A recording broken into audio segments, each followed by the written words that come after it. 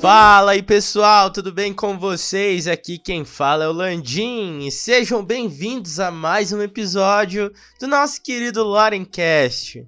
E hoje eu tô com a oportunidade de trazer para vocês a pessoa que, assim, para mim me ajudou muito quando eu comecei no design, desde lá do gráfico lá atrás, que é o Cristiano Vieira. Ele é designer de produtos, formado na Belas Artes em São Paulo e especialista em marketing e vendas, formado pela FMU. Ele trabalha hoje como UX e UI designer pleno na Zapts, uma consultoria de aceleração e transformação digital. Fala aí pro pessoal um pouquinho de você, se apresenta aí para quem não te conhece. Então vamos lá, eu sou o Cristiano Vieira, tenho 34 anos, casado, pai de um menino de 5 anos, sou designer aí, trabalhando com design desde 2008, formado em desenho industrial desde 2010. Trabalhei em agência, empresa, editora, consultoria.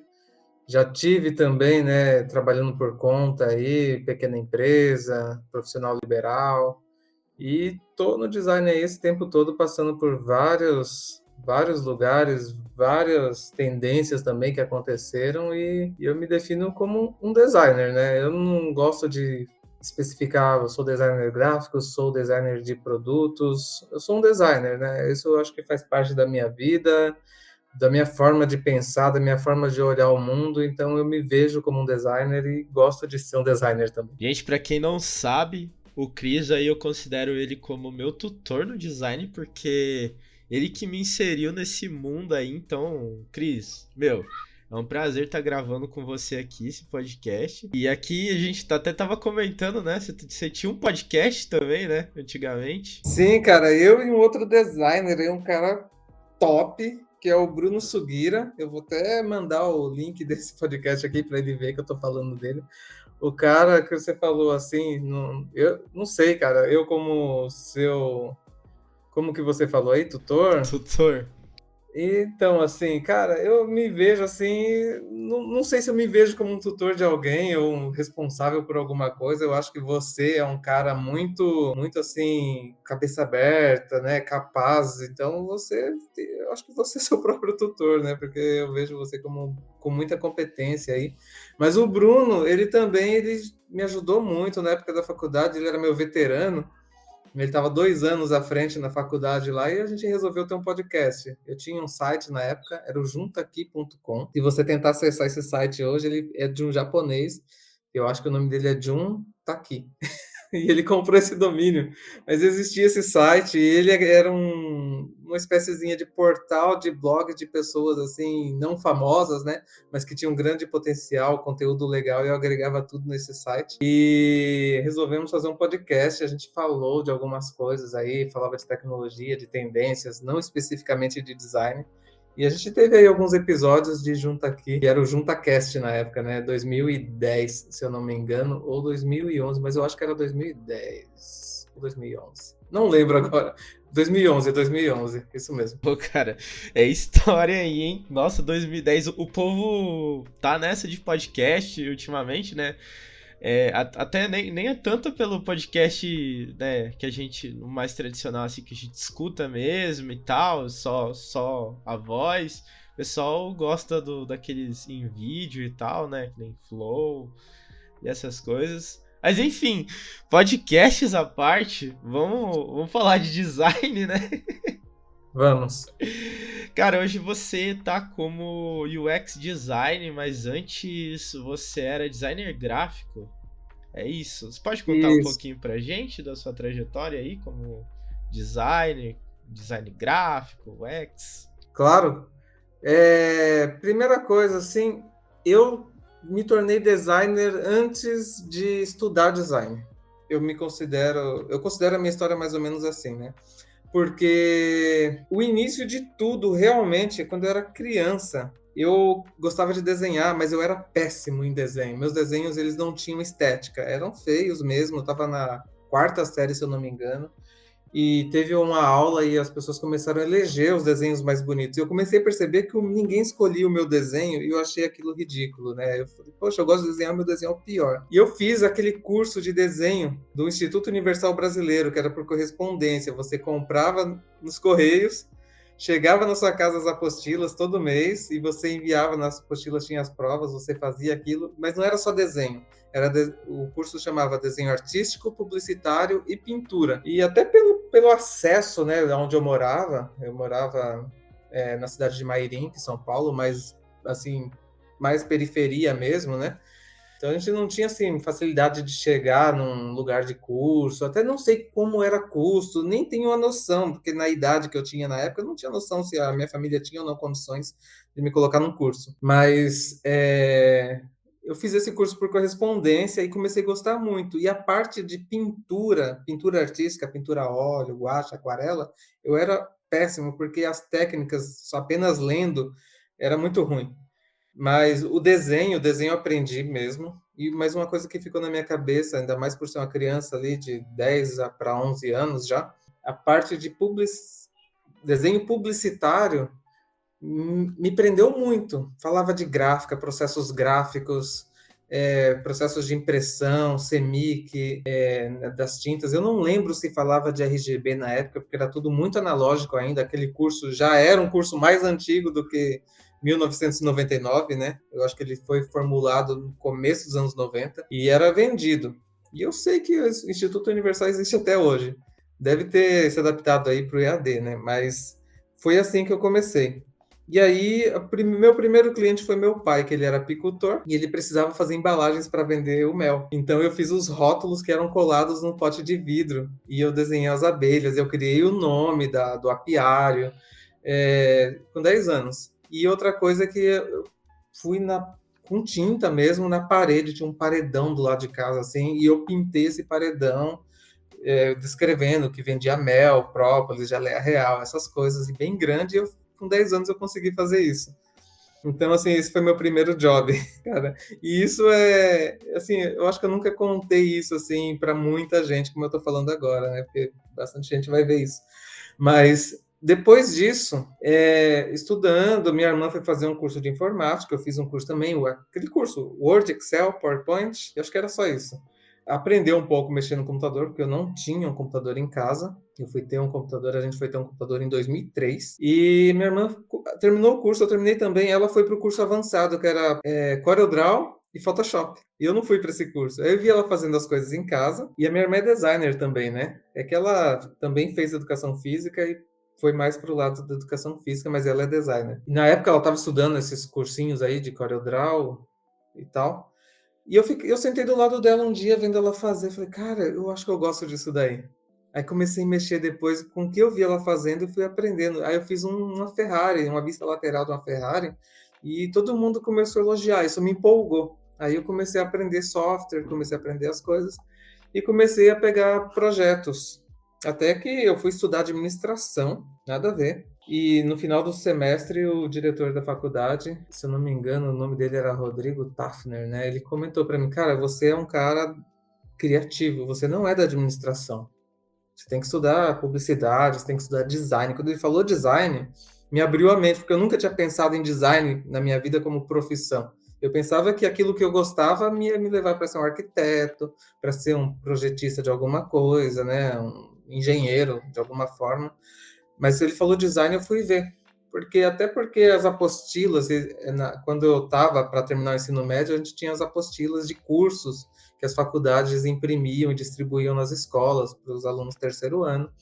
Aí eu via os cursos e eu via desenho industrial, e esse nome não me chamava atenção, porque era industrial. E eu falei, pô, nada a ver, desenho industrial, arquitetura eu acho que tem mais a ver. Mas eu fui fazer administração, no final das contas, porque eu não sabia o que fazer. O pessoal fala que administração é o curso de quem não sabe que curso quer fazer, e comigo foi isso. Eu não sei se é para todo mundo. Foi assim. Aí eu fui atrás e fui estudar design, comecei estágio, e comecei estágio em design gráfico, né? O curso era desenho industrial, design de produtos físicos, mas eu fui fazer estágio em design gráfico, porque também era uma coisa que eu gostava e eu queria ter essas duas visões. E foi assim que começou. Cara, a história semelhante a que eu tô passando agora.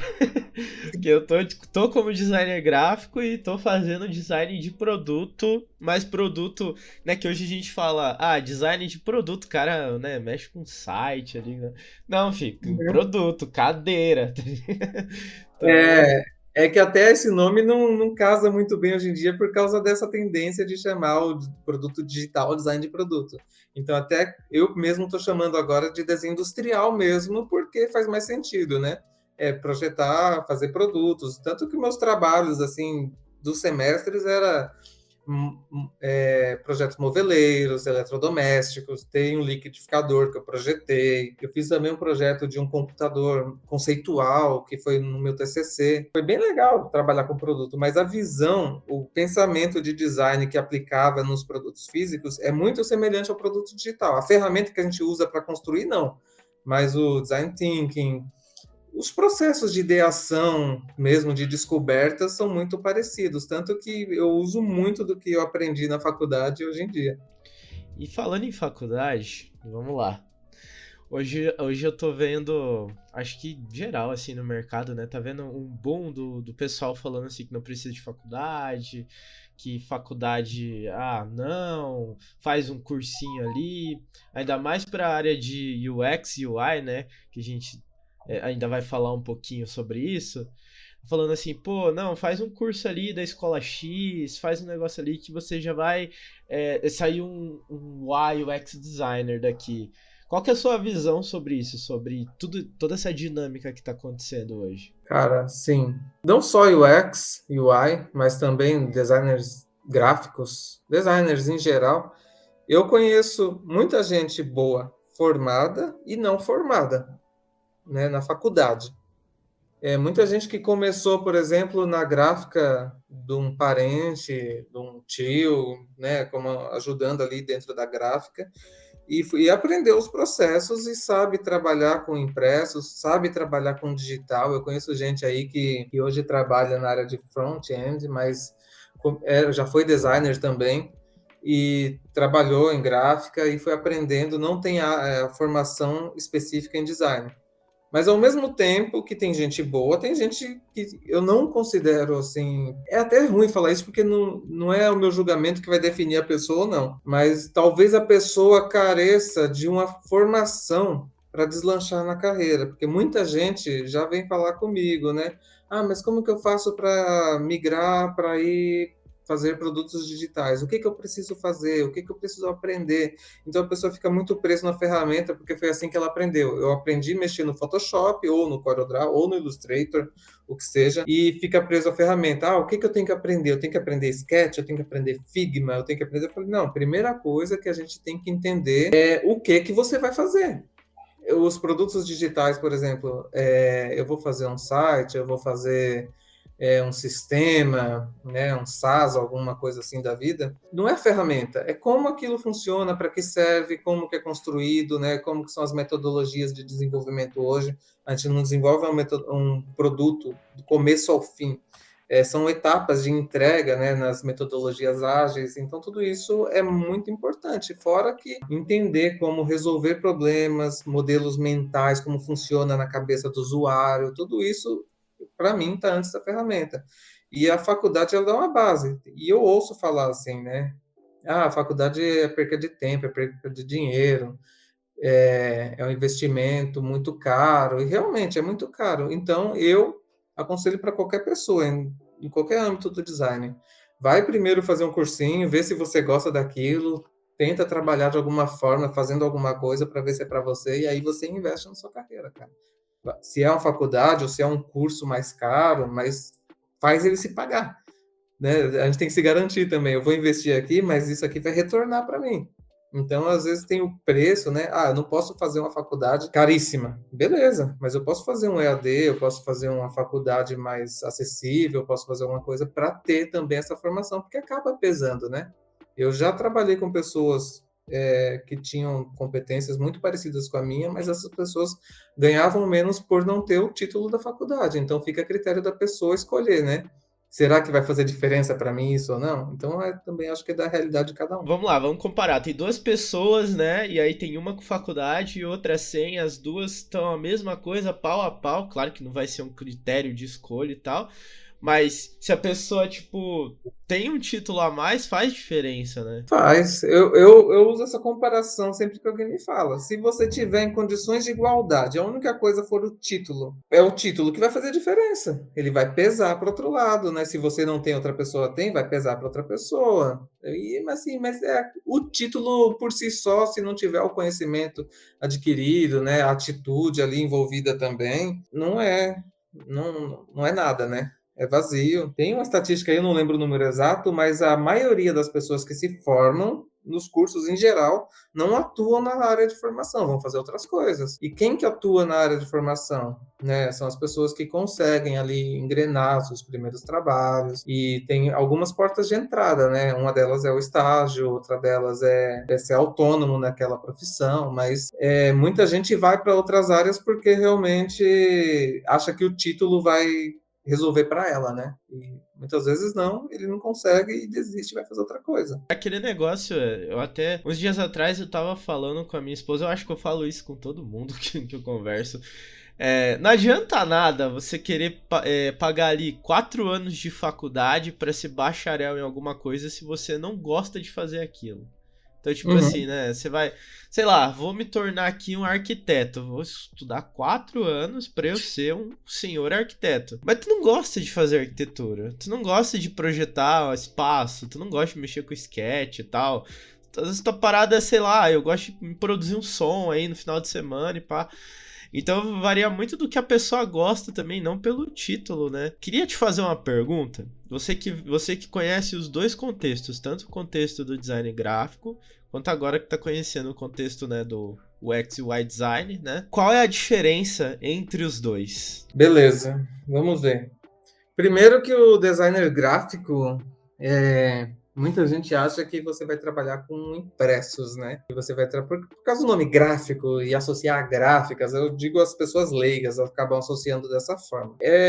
Todo mundo que é designer, de alguma forma, tem que, para explicar o que faz para uma pessoa leiga, ele acaba dando exemplos, né? Não, eu faço isso, faço aquilo, né?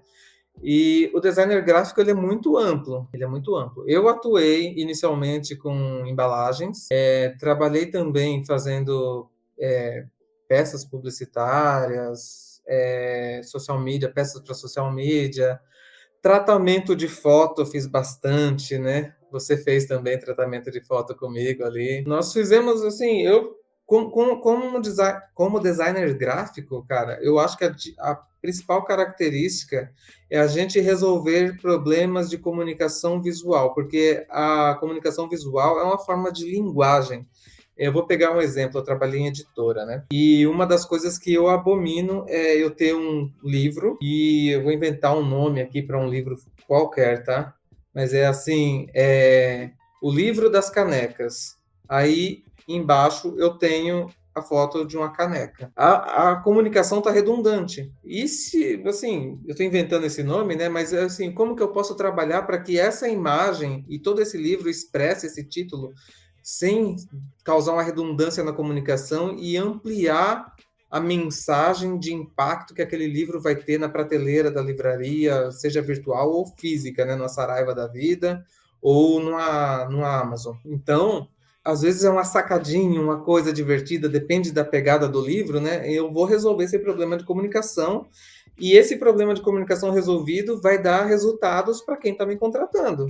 Geralmente, o que a pessoa que me contrata quer não é um livro bonito, é um livro eficiente em vendas. Então, acaba sendo dessa forma. Agora, quando eu vou falar de UX, é muita questão da experiência. É lógico que a pessoa que contrata um profissional de UX, ele quer resultados também, mas ele está contratando, geralmente, ciente de que a gente vai resolver questões de realmente experiências, do começo ao fim da jornada do usuário com aquele produto. Se for um site, se for um e-commerce, por exemplo, então eu vou pegar o e-commerce de livros digitais, né? Eu citei um livro no começo, Quando que começa a jornada do usuário com um produto? Quando ele tem o primeiro impacto com aquele produto e ele começa a cogitar na mente dele que ele quer comprar aquele livro e aquele livro interessa para ele. Então a gente começa a mapear essas jornadas, a experiência digital que ele vai passar, não só digital, mas também como que eu vou abraçar ele nessa experiência, até porque ele leva um tempo para tomar a decisão, alguns produtos mais baratos é mais rápido, uma coisa mais cara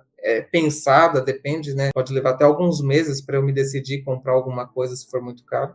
Mas no caso de um livro, eu faço meu planejamento e compro ali o livro. Então eu passo, né? Eu seleciono o livro, vai para o carrinho de compra, eu faço todo o checkout e eu começo a acompanhar ali aonde está meu livro agora. Né? Ele está nos correios, está onde, tal, e que mensagens eu recebo nesse meio tempo. Então, é toda a experiência. E, geralmente, a gente acaba usando de ferramentas de prototipação, e aí envolve conhecimento de design gráfico também, para fazer essa jornada simulada. Por que a gente faz protótipo? Porque o custo de desenvolvimento é muito maior do que o custo de prototipação. Então, a gente faz o protótipo, testa, e se falhar, que bom que falhou no protótipo, porque é muito mais barato. Então, eu arrumo aquilo, faço as validações necessárias, arrumo aquela jornada para quando aquilo for desenvolvido, ser o mais eficiente possível.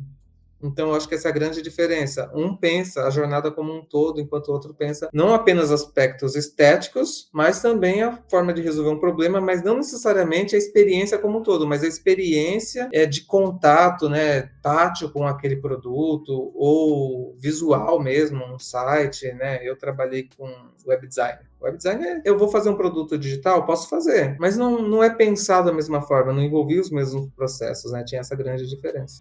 Você comentou que o design gráfico ele tem que ter aquela construção, né, para que uma coisa retorne em vendas, né, para a pessoa.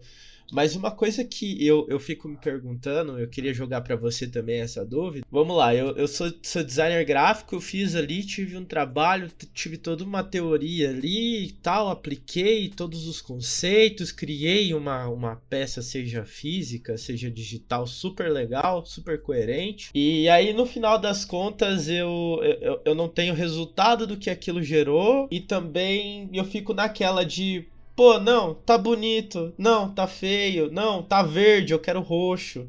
Tipo, como que o designer gráfico ele pode se proteger disso? Porque a gente sabe que hoje em dia existe, né? O que você faz lá um negócio todo montado e tal. E como que você vai saber se aquilo converte em venda se você vai lá, passa pro cliente, o cliente fala assim, não, eu quero roxo. Como que a gente faz? Olha, 2 exemplos. O primeiro foi quando, antes de... Eu já estava na faculdade, eu tinha um amigo ali que a família dele tem uma empresa, e o irmão dele tinha um negócio também. E eu, junto com esse amigo que já entendia, isso na verdade foi antes da faculdade, ele entendia mais os softwares das coisas, eu fui aprendendo muito com ele, e a gente resolveu fazer adesivos para esse irmão desse meu amigo, colocar nos displays, onde ele colocava os produtos nos pontos de venda. E a gente que elaborou, pegando vetores da internet, fazendo montagem, a gente criou adesivos. E a gente percebeu aumento no número de vendas de forma imediata, de uma semana para outra. Estamos vendendo muito mais agora que tem os adesivos. Isso foi assim, meu primeiro... Eu não sabia nem que existia isso, né? As métricas, nada. Eu falei, colocar adesivo vende mais. Então, isso despertou na minha cabeça, né?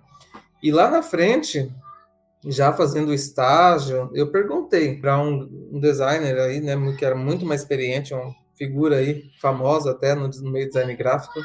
Eu perguntei, como que a gente mensura o resultado? Ele falou assim para mim, olha, a gente não mensura, a gente acaba sabendo se vende ou não vende mais. Isso que ele me falou. Mas, hoje, eu digo assim, da seguinte maneira, o volume de vendas não é o único resultado que eu posso pegar como métrica para mensurar o sucesso do meu projeto, porque nem sempre é o produto bonito ou feio que vai decidir isso ou não, mas é o quanto ele está resolvendo o problema. Então, cada produto vai ter sua métrica adequada. Por exemplo, eu posso colocar uma área de avaliação do meu produto dentro do meu e-commerce. Isso é uma forma de eu mensurar algumas coisas e a pessoa vai dar um feedback ali, eu posso colher esses feedbacks. Eu posso fazer um NPS, né? Net Promoter Score, para avaliar também algumas questões de experiência junto ao produto. Então, assim, varia muito, muito mesmo de produto a produto, de que mercado eu estou atendendo. E, para ser bem sincero, enquanto designer gráfico, eu nunca tive que me preocupar tanto com essa área, porque sempre que eu trabalhei com design gráfico, tinha outras pessoas responsáveis por marketing, por produto, por produto ou outras questões aí que não era muito a minha competência, né? Eu parei pra pensar agora, realmente, né? Tem métricas e métricas, nem sempre venda é a métrica do designer, né? O que te motivou a você sair do gráfico, ir pro UX, e que dificuldade que você encontrou nesse meio do caminho aí? Conta aí pra galera, pra gente dar uma sofrida aqui. O que aconteceu? A motivação foi dinheiro, brincadeira. Não, na verdade, cara, foi assim, a gente, como país, tivemos uma crise, eu acho que começou ali em 2015, 2016, onde eu, além do meu emprego, eu tinha em paralelo alguns clientes e eu via que eles estavam sendo afetados de forma muito drástica por essa crise, e eu via que o mercado estava quebrando. Grandes marcas saíram do Brasil nesse período, marcas de luxo, inclusive, que competiam ali no mesmo nicho, né? E eu falei, nossa, essas grandes marcas estão saindo, o que vai acontecer com as nossas marcas, nossas empresas brasileiras, então, né? Que tem menos poder de fogo aí para se segurar no mercado, como que vai ser? Mas primeira coisa que eu acho que o brasileiro, cara, ele é resiliente mesmo, né? O empreendedor brasileiro é muito resiliente e criativo. Então eu vi que muita gente se adaptou. E eu fui buscar fazer uma pós em marketing e vendas para entender mais do que eu precisava fazer, além de ser designer, para ajudar as pessoas. E nesse meio tempo, acabei conhecendo também o Growth Hacking. Por causa de várias coisas, né? Eu acabei conhecendo o pessoal da Startse me deu essa dica e conhecendo um pouco sobre isso eu comecei a entender aí que eu comecei a entender mais a importância das métricas, a importância, né, de algumas validações, de testes, fazer teste AB, vou fazer pesquisa, vou fazer tudo isso, né? Porém, eu não queria deixar de ser um designer para me tornar um growth hacker. Eu gostei do aprendizado de marketing, de growth hacking, mas não queria deixar de ser um designer.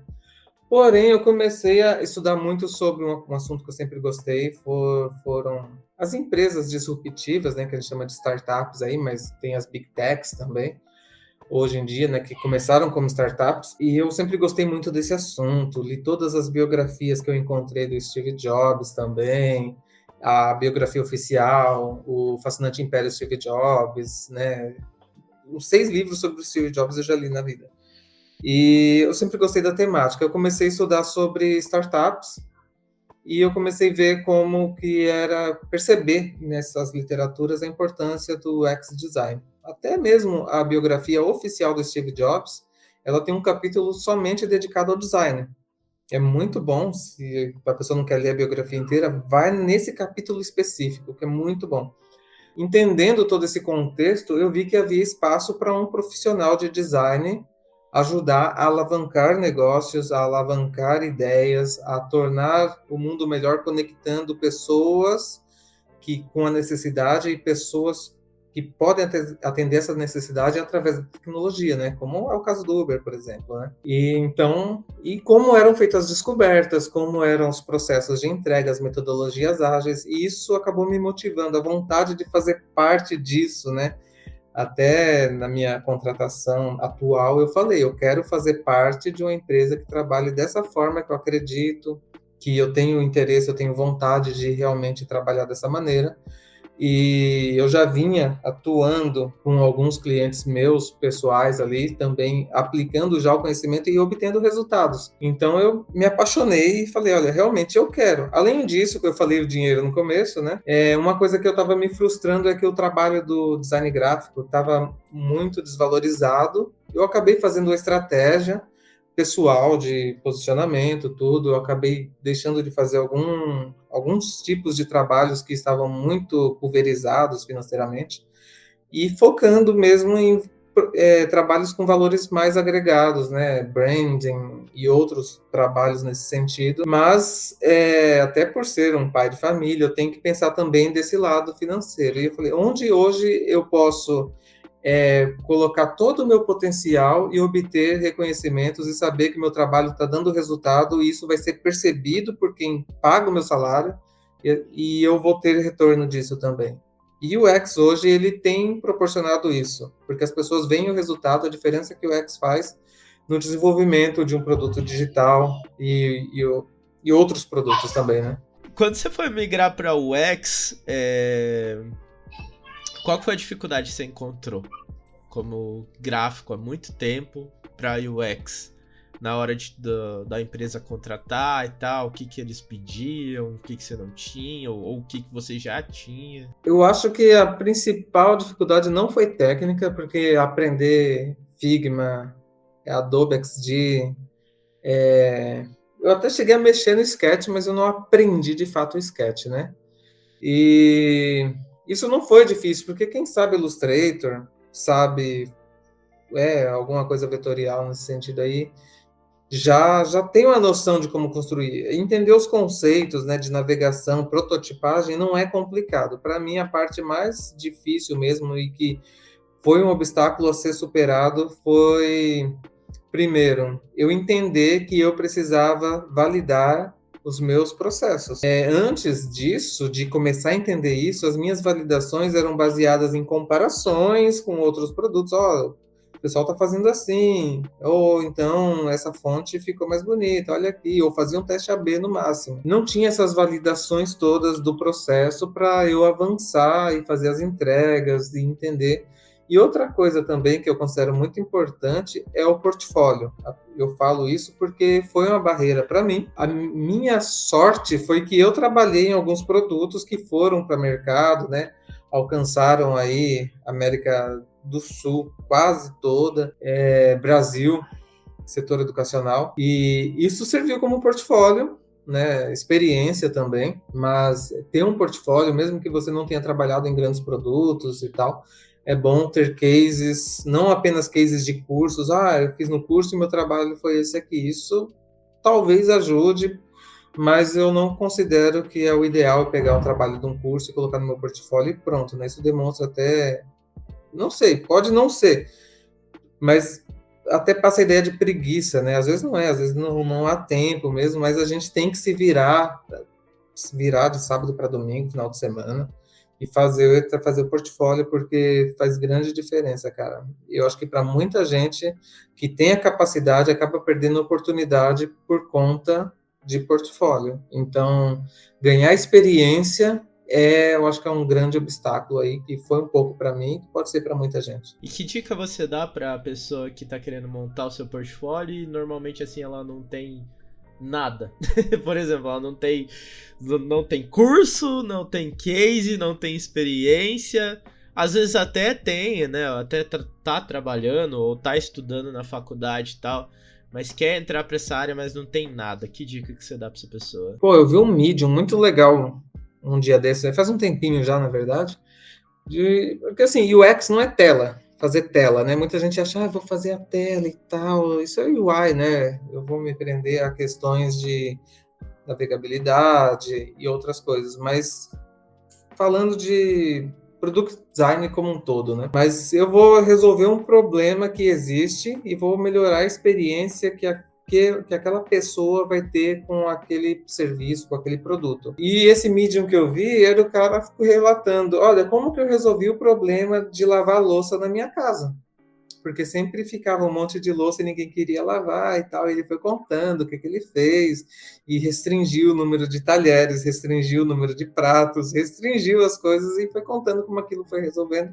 E no final do dia não tinha muitos copos a serem lavados. Tinha 3 copos, 3 pratos, 6 talheres e pouquinha coisa e a pessoa que ia lá fazia aquilo rapidinho, feliz e tal. E ele colocou isso como case no Medium dele de portfólio. Eu falei, quando eu vi isso, eu falei, o cara é ousado, né? Eu aqui quebrando a cabeça, tentando pensar talvez um produto digital que vai mudar e que vai concorrer e vai ser o Google Killer, né? tentando pensar gigante, o cara resolvendo o problema de lavar a louça na casa dele. Ele demonstra a capacidade dele de resolver problemas. E aí, se ele fez um aplicativo ou não, eu não sei. Tem uma outra pessoa que eu lembro que eu conheci essa pessoa aí, que trabalhava no Google. Saiu de lá já. E ele criou um aplicativo, eu lembro que acho que foi o case dele, até não sei se ele usou isso para conquistar a vaga no Google ou não, mas ele tinha desenvolvido um aplicativo para a pessoa economizar água durante o banho. Então, o aplicativo ficava conversando com a pessoa tomando banho. Ó, começa aí, liga o chuveiro, tal, fecha, vai se ensaboar. Agora abre, tal. É uma ideia, não sei. Na hora, assim, eu até achei, será que essa ideia é boa? Será que essa ideia não é? Eu não sei, mas ele fez alguma coisa e tentou resolver um problema, né? Isso foi bem legal. Então, eu acho que, eu não tenho nada. Faz alguma coisa. Tem que criar alguma coisa. Quando eu não tinha nada de portfólio de design gráfico, eu fiz um blog, que foi do meu site lá, né, que tinha o podcast também, mas começou como um blog no Blogspot. E eu lembro que o primeiro post, eu falei, só tem um post. E tava na moda ter blog, né? Jacaré Banguela, Ana Maria Brog. Ana Maria Brog não, era Brog, né? Ana Maria Brog era um quadro dele, lá de receita. Mas o Brog e todos esses, assim, que foram famosinhos na época, eu falei, esses aí tem um monte de postagem, né? Eu tenho um. Mas eu pensei, se eu fizer um por dia, no final do ano, eu vou ter 365 postagens no meu blog. E eu lembro que quando eu olhei esse site uma vez, já tinha passado dos 1000, porque todo dia eu estava ali em cima. E com o portfólio eu acho que é a mesma coisa. Você não tem nada, amanhã você pode ter um, ou essa semana ainda, né? No final do mês, talvez você tenha 4, se tiver persistência. Em 4 meses, o que você pode ter? Um portfólio rico que as pessoas vão ter inveja. Mas a gente tem que se dedicar, e tem o ritmo de cada um, a velocidade de cada um, né? Tem pessoas que têm mais tempo, tem pessoas que, né, têm dupla jornada de trabalho, tem que completar a renda, e é difícil. É um pouco mais devagar, mas se fizer, uma hora tem bastante. Tacar-lhe aí a mão na massa, vamos pegar uns probleminha aí, vamos resolver, vamos, sei lá, né? Pegar... tem tanto problema, né? Eu acho que mais que brasileiro tem problema. Pegar uns problemas aí pra resolver. E Cris, cara, gostaria de agradecer você por esse papo, foi muito esclarecedor. Eu acho que o pessoal vai sair daqui com uma outra mentalidade, né, com uma outra visão aí, né, da área, tanto do gráfico quanto do UX, e poder também aí ter uma visão de como construir o portfólio, né, de como fazer todo esse trâmite.